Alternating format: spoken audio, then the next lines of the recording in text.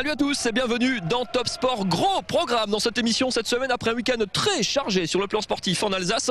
On va commencer cette émission ici sur la pelouse du Stade de l'Art à Schiltigheim après le derby de CFA2 entre le Sporting et le Racing Club de Strasbourg qui s'est imposé 2-1 après une fin de match homérique. On prendra tout à l'heure la direction de Célestat pour parler de handball avec un gros match là aussi dans l'optique du maintien pour les Célestadiens qui recevaient Paris, et on reviendra bien sûr sur le choc en basket, la SIG qui recevait Orenus, l'équipe de Gravelines, leader du championnat. Tout ça c'est dans Top Sport et on commence tout de suite par le résumé de cette rencontre entre le Sporting et le Racing. Dès la première minute, c'est Yannick Ims qui allume la première frappe du match à côté. 6 minutes plus tard, le ballon traîne devant la surface du Sporting. Abdoulaye Koulibaly tente sa chance, son tir légèrement dévié file au ras du poteau et trompe Delaveau. 1-0 pour le Racing. Chilik réagit plutôt bien et va dominer le reste de la première mi-temps, mais ni la tête de Maxime Gross sur ce coup franc, ni cette nouvelle frappe de Yannick Ims, ni Maisonneuve sur la meilleure occasion des Verts ne trouve la faille, et le Racing est bien heureux de mener à la pause. En seconde période, le Sporting a du mal à remettre du rythme. Le Racing ne se crée pas non plus d'occasion, mais va pourtant doubler la mise sur ce chef-d'œuvre de Billy Modeste à l'heure de jeu.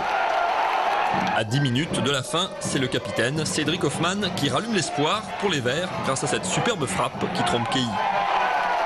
Le Sporting jette alors ses dernières forces dans la bataille. Kei repousse un coup franc de Belhammer.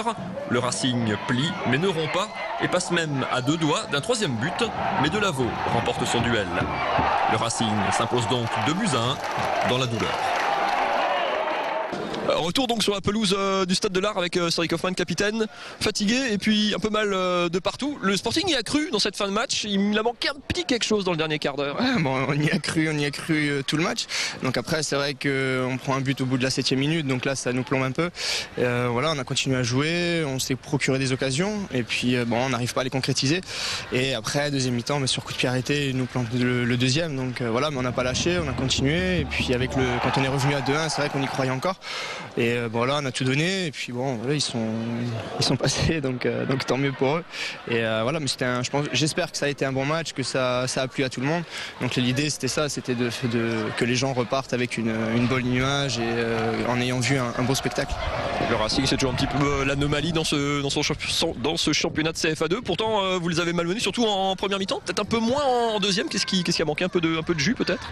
Oui, donc c'est pas évident, on n'a pas le même rythme de vie que eux. Donc eux s'entraînent tous les jours, donc c'est vrai que pour eux physiquement ils sont au-dessus. Donc là nous on était tous à la fin un petit peu à l'agonie, donc c'était plus compliqué. Et c'est vrai qu'ils n'ont rien à faire là-dedans, c'est l'anomalie, mais pour nous c'est toujours un plaisir. Donc que ce soit pour tous les supporters qui viennent et voilà, pour les joueurs, ce sont des moments qui vont garder en mémoire. Donc c'est toujours plaisant, même si c'est une anomalie. Le Sporting qui a eu un petit coup de moins bien, qui regardait un petit peu vers le bas. Dixit, votre entraîneur, s'est repris à regarder à nouveau vers le haut. Vous étiez 5e avant ce match. Le but c'est, d'après le coach, faire aussi bien. Le Sporting c'est quoi? Ça peut être le poil à gratter dans cette fin de saison quand même, encore un petit peu. L'objectif c'est de faire mieux que l'année dernière, donc, et en même temps préparer la saison prochaine. Et pourquoi pas, si jamais on arrive à être pas très loin du Racing, on sait jamais, parce que l'année dernière sa réunion ont été repêchés. Donc pourquoi pas nous. Donc c'est vrai qu'ils gardent toujours cette idée en tête. Mais l'objectif principal c'était vraiment de finir mieux que l'année dernière, donc finir mieux c'est dans les 5 premiers. Et si on arrive à être derrière Strasbourg, on serait très fiers. Le groupe est jeune et perfectible, donc c'est vraiment très intéressant. Et puis c'est vraiment des bons jeunes et ils vont évoluer encore et ils vivent très très bien ensemble. Donc ça c'est plaisant quoi. Merci beaucoup Cédric, bon anniversaire quand même, et excellente fin de saison au Sporting. On revient ici dans quelques instants pour parler de ce match côté Racing cette fois-ci. On va parler de basket avec un gros match. Donc Orenus, la SIG recevait Gravelines, le leader du championnat qui ne comptait que 3 défaites avant ce match. Les meilleurs moments de ce match avec Aurélien Gasser en live et en musique, c'est tout de suite.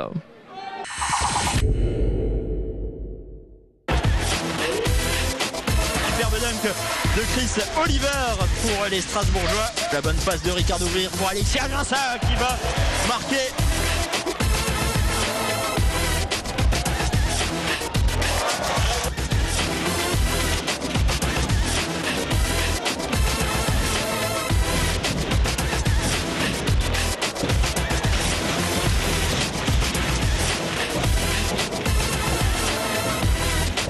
Et un rebond qui va atterrir dans les mains d'Abdou Mbaye qui va au panier et c'est dedans, oh là là.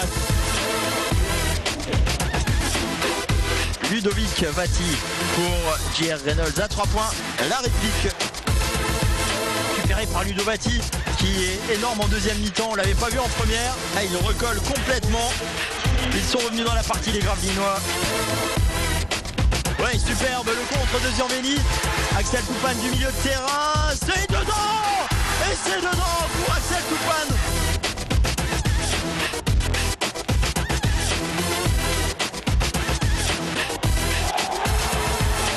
Bokolo face à Mbaye, Bokolo qui marque encore. 18 secondes à jouer, tentative de tir privé gravelinoise et c'est marqué. Oh là là, c'est... Deuxième lancer franc manqué également et Albici récupère cette balle. Gravelines réalise le hold-up. Les Gravelinois n'ont mené qu'une seule fois dans cette partie. La SIG qui sera en déplacement au Havre samedi, prochain match au Rhenus le samedi 14 à la réception d'un autre gros morceau, Paris-Levallois. Retour sur la pelouse du Stade de l'Art avec François Keller, entraîneur soulagé parce que le Racing a eu chaud, notamment en fin de match, mais le Racing prend 4 points qui font du bien. Oui, chaud, on a joué une très bonne équipe de Schiltigheim. On savait que ça allait être un match particulier, difficile, âpre. Je ne m'attendais pas à ce qui est autant de jeux que peut-être dans un autre match. Vous savez, quand toute la semaine on en fait tout un plat d'un match, en général il en accouche pas grand-chose. Et Schiltigheim a été bon. Moi je suis content parce qu'on a été efficace. Et on a été efficace défensivement en prenant pas ce deuxième but à la fin. Le Racing est plutôt bien sur une bonne dynamique. Il est reparti peut-être sur une bonne dynamique. Vous êtes comme dit, vous gagnez des matchs sans être géniaux. Vous êtes efficace, réaliste en tout cas, en marquant quoi 2 buts sur une occasion. Et demi aller, ça c'est la marque d'une équipe qui marche bien, qui est en confiance aussi. Non. Je pense qu'on a été très bon la semaine dernière contre Dijon, il y a 15 jours aussi contre Steinsels. Aujourd'hui c'était moins possible parce qu'il y avait une très bonne équipe en face. Mais c'est vrai que j'ai l'habitude de dire pour faire un très bon championnat, il faut prendre absolument les points quand vous êtes séduisant et bien, et essayer d'en prendre le maximum et de limiter la casse quand vous êtes un peu moins bien. Donc aujourd'hui, au vu du match, peut-être le nul aurait été logique en fin de rencontre, mais je veux dire, moi, ce qui me satisfait, c'est pas d'avoir battu Schiltigheim. Franchement, je les aime beaucoup et en plus, je suis amoureux de ce club-là aussi parce que je trouve qu'ils font vraiment du bon boulot. Mais voilà, nous, on était venus pour prendre 4 points parce que les 4 points sont nécessaires au vu des objectifs qu'on s'est fixés. Vous êtes aujourd'hui en position de montée. Il reste 10 matchs avec un gros mois d'avril, 2 matchs ce week-end de Pâques qui arrivent, hein, dont un nouveau derby à Ilzac. Et après, vous jouez 3 équipes du top 5. Alors vous allez me dire qu'on joue match après match, mais comme ce mois d'avril, il est. C'est un truc de journaliste, c'est un tournant, mais en tout cas, il y a un gros programme. Vous l'avez peut-être préparé, vous raisonnez sur le long terme, on prépare aussi une série quelque part Non, cette année, non. J'ai l'habitude de dire que le meilleur moyen de préparer l'Azim, c'est de gagner Schiltigheim. L'Azim sera un match complètement différent et avec toujours les incertitudes. On y va avec beaucoup d'humilité parce qu'on est attendu partout. Et ce que Schiltigheim a vécu aujourd'hui, la journée particulière que tout le monde a vécu aujourd'hui en regardant ces matchs, il faut se dire que nous, franchement, on le vit tous les week-ends et c'est pas facile. Et voilà, mais c'est probablement les bases de la meilleure reconstruction si jamais on arrive au bout, quoi. Parce que le Racing effectivement est attendu chaque week-end de partout. Merci beaucoup François, dont le programme on rappelle un match à l'Azim vendredi et réception de Forbach lundi, c'est férié, lundi de Pâques à la Méno. On va fermer cette page football, se diriger du côté de Célestat pendant qu'on prend la route. Vous pouvez regarder le résumé de cette rencontre entre Célestat et Paris et on se retrouve dans la salle célestadienne juste après. La joie des Violets après le match était à la hauteur de l'enjeu. En dominant nettement Paris, Célestat a renoué avec la victoire après 6 matchs et 2 mois sans gagner. Les choses avaient pourtant mal commencé. Paris prend le meilleur départ et mène rapidement 3-0. Mais les Barignois ne paniquent pas et installent tranquillement leur jeu. Arnaud Freppel puis Yuri Petrenko comblent le retard et égalisent. Porté par son public, Célestat passe devant, alors que derrière, le show au Brady Bezic commence. Le gardien serbe enchaîne les parades, écœure les attaquants parisiens et son équipe se détache. Célestat va compter 4 buts d'avance grâce à Kevin Beretta, mais va se faire reprendre. Paris égalise à 14 partout et il faut ce but de Valentin Amann pour que les Violets restent devant à la pause. En deuxième mi-temps, Célestat accélère et fait le trou. Freppel, Pezic, puis Ostarcevic, les cadres font le boulot. Derrière, Ivezic continue son festival et Célestat s'envole, 19-15, puis 23-16. Les deux équipes finissent en roue libre et le score explose.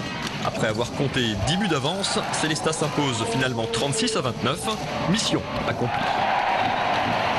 On termine donc cette émission sur le parquet du CSI. Jean-Luc Le Gall, vous aviez insisté cette semaine sur l'importance presque vitale de ce match pour le club, parce que c'était un match à domicile, parce qu'il en restait plus que 3 derrière, parce que c'était un concurrent direct pour le maintien. Vous êtes soulagé ce soir? Célestat a fait un vrai pas vers le maintien. Oui, un pas de plus, hein. Il en reste encore quelques-uns à faire, mais un pas de plus, oui, effectivement. Et oui, j'avais souligné sur les 3 dernières années, je pense que c'était le match le plus important pour l'avenir du club. Il y a des matchs comme ça qu'il ne faut pas rater. Les joueurs en étaient bien conscients et ils ont vraiment bien fait le boulot. Il ne reste plus que 6 journées après ce match, 3 à domicile, 3 à l'extérieur. Vous n'aviez pas gagné depuis 2 mois. C'est long aussi, 2 mois sans gagner. Cette victoire, elle fait du bien au classement. Elle fait aussi du bien pour réamorcer un peu la pompe, repartir sur une autre dynamique, peut-être aussi casser un cycle. Oui, parce que le calendrier ces derniers temps était vraiment pas favorable. On a joué des gros 3 du top 5, donc c'est compliqué de prendre des points et puis 2 déplacements un peu compliqués.